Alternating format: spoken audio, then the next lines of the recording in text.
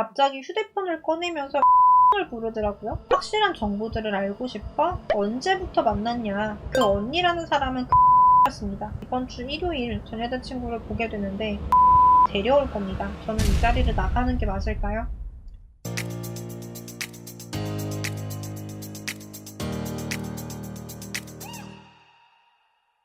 폭풍은 처음에는 우울하고 허전하긴 하지만 자유로움이 더 커서 덤덤하지만 이후에 힘들어짐이 몰려오는 건가요? 아니면 처음에는 이전과 똑같이 아무렇지 않다가 이후에 힘들어지는 건가요? 라는 질문을 하셨어요.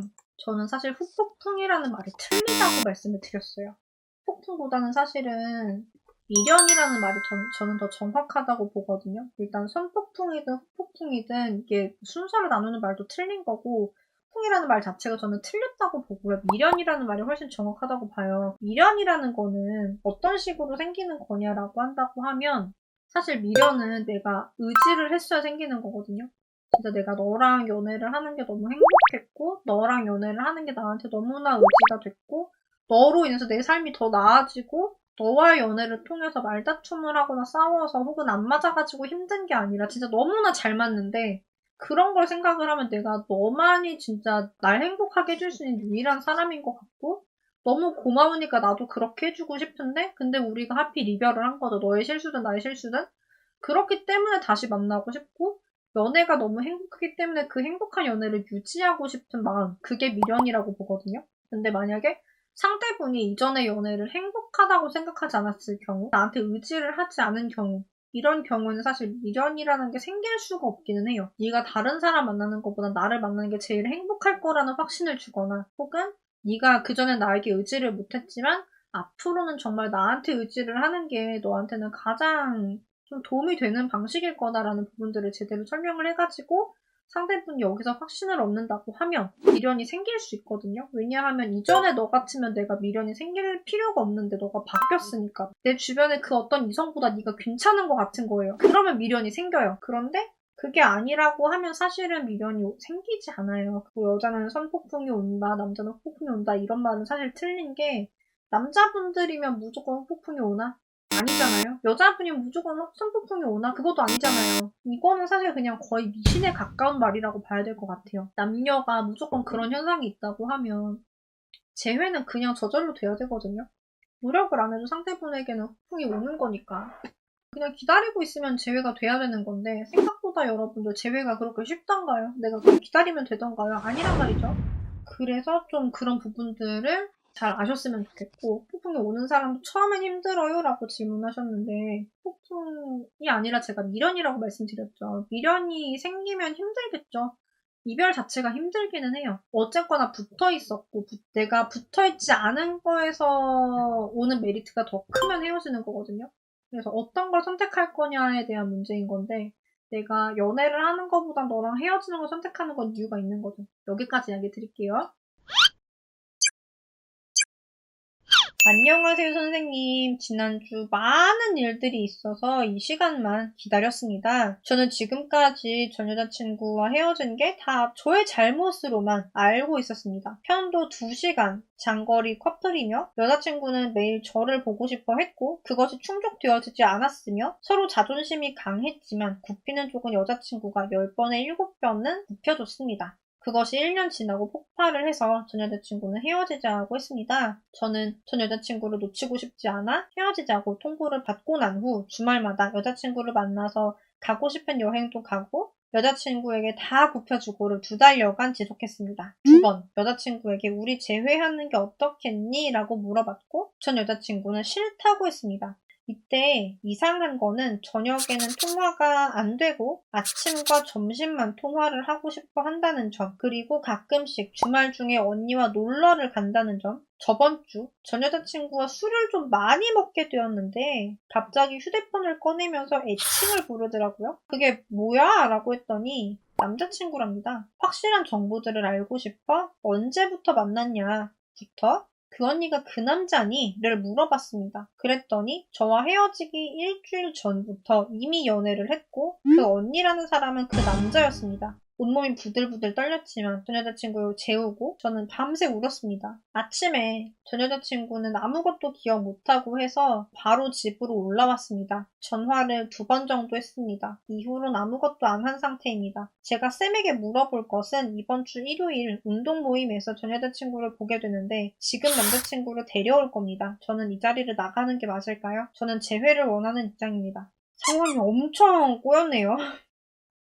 일단 고려할 부분이 몇 가지 있는데 우선 첫 번째, 정보를 많이 알수록 내가 그 사람을 이길 가능성이 높아집니다. 본인 생각에 될 것 같으면 하고 안 될 것 같으면 안 하는 게 좀 답인데 본인이 진짜 아무렇지도 않게 되게 여유로운 척 웃으면서 대할 수 있으면 모임에 나가도 상관이 없거든요. 그냥 여자친구도 좀 친한 여사친 정도로 그 남자친구라는 사람도 그냥 좀 친한 여사친의 남자친구 정도로 대할 수 있으면서 내가 좀 더 여자분이 좋아할 만한 모습, 성숙한 남자의 모습 이런 걸 보여줄 수가 있다고 하면 그럼 여자분 입장에서 두 사람을 그 모임 내 위치로 비교를 하게 되는데 아마 그 운동 모임에 지금 남자친구를 데려올 거라고 하면 기존 모임에 제이슨 키님은 있었고 이분이 뉴비로 오는 것 같거든요. 그러면은 제이슨 키님이 이미 기존에 있었던 사람으로서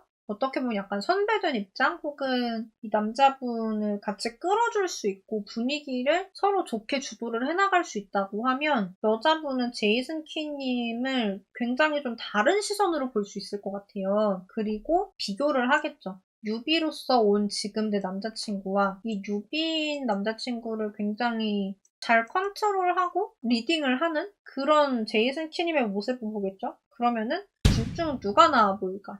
최소한 내 장점을 좀 어필을 할 수 있는 상황으로 볼 수도 있어요. 근데 만약에 내가 감정적으로 나올 것 같으면 하면 안 돼요. 내가 진짜 얼굴에 철판 딱 깔고 마인드 컨트롤을 제대로 해서 나는 얘 전 남친이 아니고 나는 이 모임에서 굉장히 분위기를 잘 이끌어가는 리더다 라고 생각을 하고 딱 그런 역할을 딱 그런 롤을 내가 보여줄 수 있다고 하면은 하시는 게 맞는데 그게 아니라고 하면은 해야 될까 싶긴 하거든요. 표정 관리를 잘 하실 수 있고 정말 잘 대처할 수 있을 것 같지만 하시고요.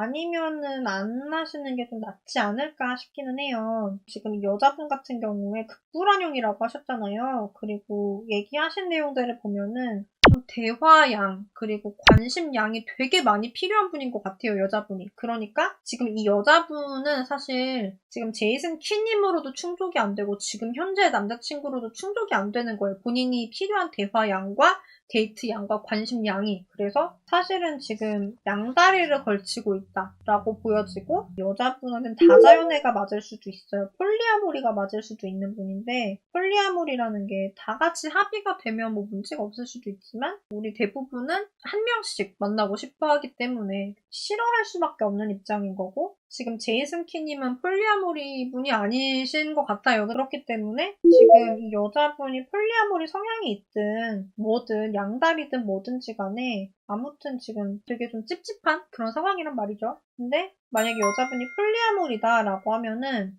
계속해서 이 두 사람 사이에서 연애라는 관계를 유지하려고 할 거예요. 제가 말하고 싶은 건 뭐냐면 제이슨 키님이 세컨드가 아닐 수 있다는 거예요. 이 여자분 입장에서는 둘 다 남자친구인데 약간 제이슨 키님하고는 지금 정확히 사귀는 건 아니고 그리고 저 남자분하고는 사귀는 거고 그런 차이를 두고 있는 것 같은데 사귄다고 하면은 아마 세컨드가 아니라 둘 다 사귀는 쪽으로 가지 않을까 싶거든요. 다만 본인의 양심적인 부분이나 혹은 사회적으로 양다리라든지 폴리아모리라든지 좋게 보지 않으니까 나는 남자친구는 하나야 이걸 하고 싶어가지고 제이슨 키님이랑 재회를 안 하는 걸 수도 있거든요. 그래서 어쨌거나 지금 제이슨 키님이 저분을 좀 정리를 해야 되는 상황이거든요.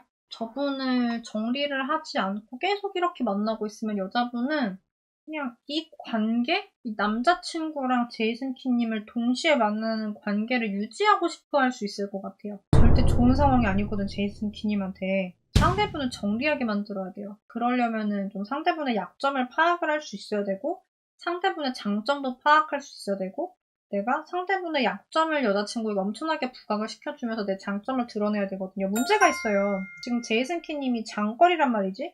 그러면은 이 여자분이 필요로 하는 이 대화량과 연락량과 관심의 양을 어떻게 충족을 시켜줄 건지. 여자분이 제이슨 키님이 해주는 게 마음에 안 들면은 이 상대분을 제이슨 키님이 정리를 한다고 해도 두 번째 사람을 또 안 만든다는 보장이 없어요. 그게 좀 문제거든요. 여자분 특성상 그래 보여요. 그래서 이거는 좀 잘 판단을 해보세요. 제가 알려드릴 수 있는 건 여기까지인 것 같아요. 잘 되시기를 응원을 드리는데 상황이 좋지가 않네요. 신나는 노래만 배경음악으로 하던 사람이 헤어지고 슬픈 노래를 올렸다 내렸다 하는데 이거 의미 부여해도 되는 부분인가요? 상대는 여자입니다. 제가 항상 누누이 말씀드리죠. 의미 부여는 언제 하라고? 상대분이 우리 다시 만날까? 우리 재회할까? 라고 먼저 얘기를 할 때 그때 해도 되는 부분인 거고 슬픈 노래만 올렸다 내렸다를 왜 하겠어요? 나한테 다시 만나자고 말하는 게 아니라 의미 부여하지 마시고요. 왜냐하면 이런 착각으로 재회 망치는 경우 되게 많이 봤어요. 그러니까 상대분은 내가 그리워서 저 노래를 해놓는 게 아니라 이별을 한 나에 취해서 저런 노래를 해놓는 경우도 되게 많아요. 그런 경우에 내가 그리워서 이 노래를 올렸나 봐 라고 연락을 하면은 갑자기 뭐 차단이라든지 뭐 꿈깨라고 연락이 온다든지 그래서 절대 이런 거 가지고 의미 부여하시면 안 돼요. 아셨죠? 앞으로도 연예회사 대표 상담사로서 다양한 연애와 결혼, 이별, 재회 상황에서의 여러분들의 대처력을 한껏 높여드리는 그런 영상들을 많이 만들어드리려고 합니다. 오늘의 영상이 좋으셨다고 하시면 좋아요를 꼭 눌러주시고요. 여러분의 행복한 연애와 결혼 생활을 진심으로 응원드리겠습니다. 안녕!